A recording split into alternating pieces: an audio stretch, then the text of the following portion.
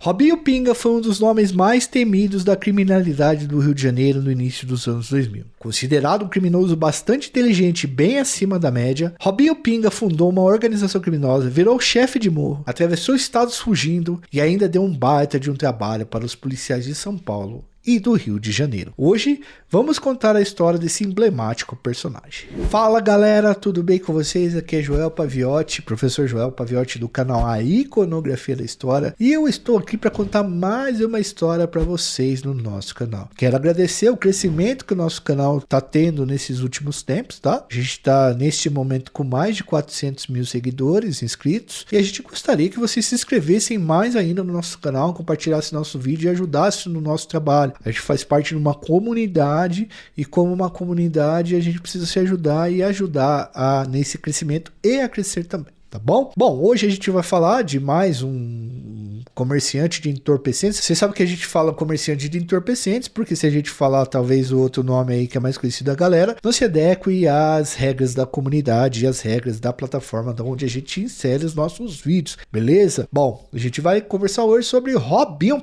Pinga, certo? Que é uma figura também icônica da história da criminalidade do Rio de Janeiro. E antes de entrar no vídeo, deixa seu like, se inscreve no canal, ativa o sininho, faz um comentário aí embaixo aí dizendo pra gente quais os outros vídeos que vocês querem, aumente o debate aí, porque tudo isso ajuda no nosso engajamento. Sem mais delongas, vamos pra história do Robinho Pinga. Edu, por favor, querido, roda a vinheta.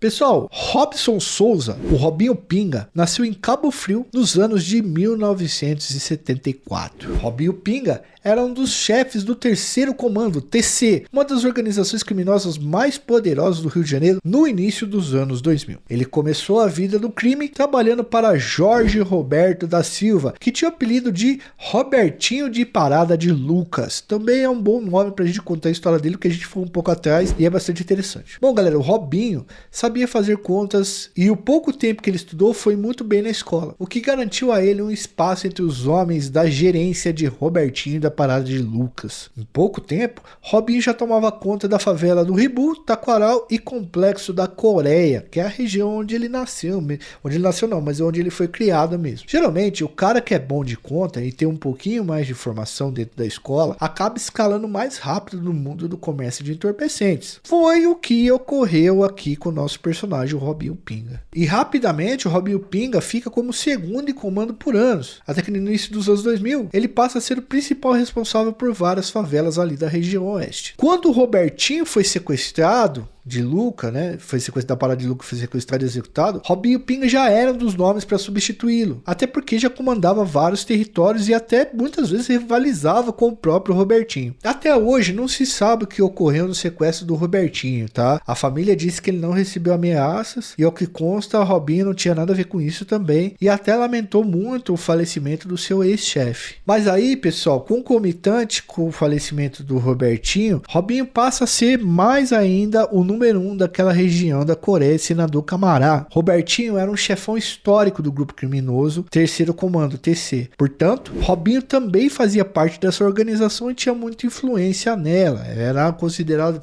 o chefe do TC. Robinho, galera, estava insatisfeito com a organização TC e os rumos que ela estava tomando após o acontecimento de 2002 ocorrido em Bangu 1, uma rebelião organizada por Fernando de Beiramar que tirou a vida de Uê, um dos maiores nomes do comando da ADA, né, e do TC também, tá? As duas, elas acabaram ficando juntas aí nesse período. A gente tem um vídeo, vários vídeos na verdade, mas tem um vídeo chamado A Traição de Uê, que a gente conta toda essa história do que aconteceu em Bangu 1 em 2002, que na verdade o CV invadiu o setor do TC e os caras se tretaram e aí, tipo assim, os caras fizeram uma verdadeira carnificina lá dentro, tiraram a vida de vários caras que estavam lá e aí a relação entre essas três organizações ficaram extremamente conturbadas e aí o Robinho Pinga, que era um cara aqui de fora, que era um dos chefes já, ele ficou insatisfeito pelos rumos que o TC tomou lá dentro. A gente já disse que esse fato ocorrido, que é chamado de 11 de setembro do Brasil, do sistema carcerário brasileiro, que aconteceu em 2002, lá em Bangu, ele foi decisivo para os rumos da criminalidade do Rio de Janeiro. E isso vai se transformar em várias metamorfoses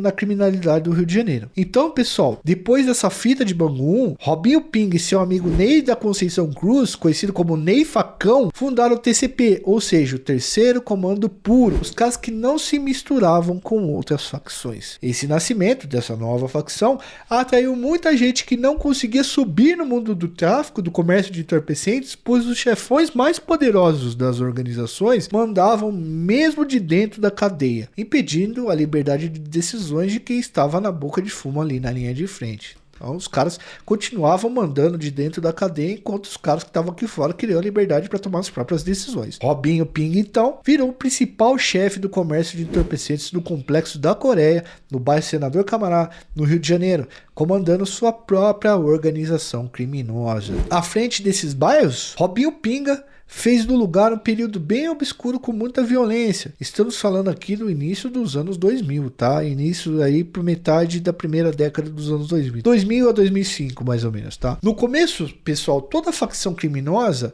usa a violência como o principal meio de ação para demonstrar poder e para criar um medo na população e um medo nos adversários. Na época de sua fundação, o TCP dava respostas enérgicas e muito violentas para qualquer um que infringisse suas regras ou se colocasse contra eles de qualquer maneira que fosse. Lembra que eu citei para vocês que o Robinho Pinga era um comerciante de entorpecentes com inteligência e habilidades acima da média? Então, ele, quando passou a tomar conta das favelas, resolveu cortar intermediários do tráfico. De acordo com investigações policiais que nós tivemos, enfim, que nós tivemos acesso através de reportagens, Robinho virou um dos maiores fornecedores de pó e armas do Rio de Janeiro, expandindo seus negócios por São Paulo e pelo Espírito Santo. Ele negociava com organizações criminosas e narcos desses outros estados, facilitando a entrada de entorpecentes e armamentos para dentro do Rio de Janeiro. E Pinga, pessoal, era um bandido bastante ousado. Aparecia em fotos com Bíblia na mão, dizendo que era um bandido religioso, né? Que na verdade ele não era o criminoso que as pessoas falavam que ele era. Ele formou, por exemplo, um dos maiores traficantes da história do Rio de Janeiro, um bandido chamado Márcio José Sabino Pereira, conhecido como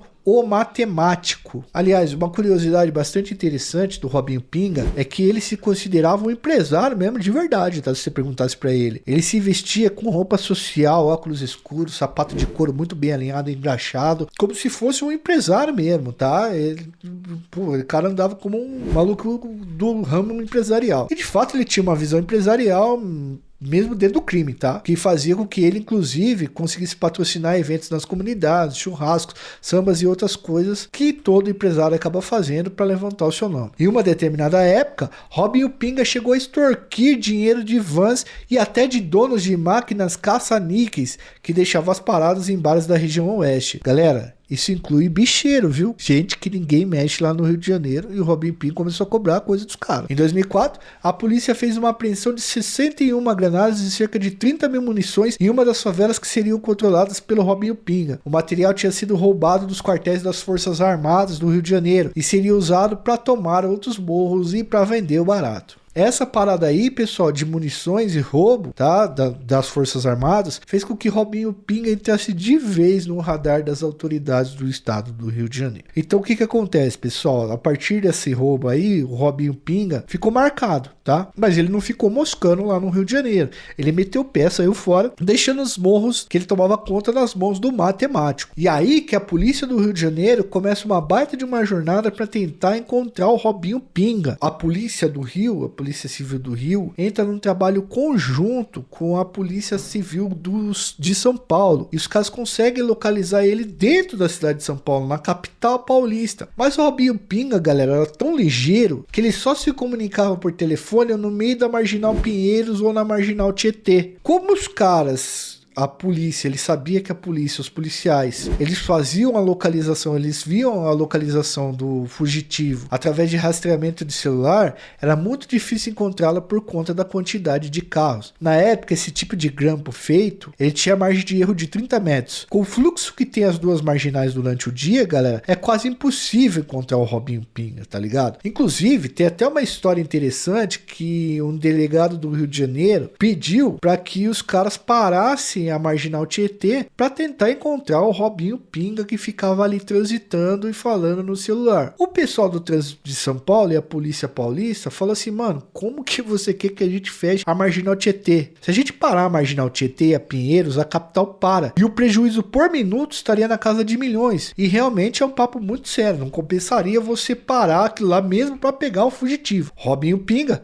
acabou, logicamente, percebendo que os caras estavam mobilizando uma quantidade enorme de policiais atrás dele e que uma hora ele ia cair. Então o que ele fez? Ele falou: vou vazar daqui. Ele fugiu para o interior de São Paulo, foi esconder em uma das cidades que tinha no interior paulista. Robinho Pinga foi encontrado então na cidade de Sorocaba, que é um grande município, tá? Do interior de São Paulo, grande mesmo.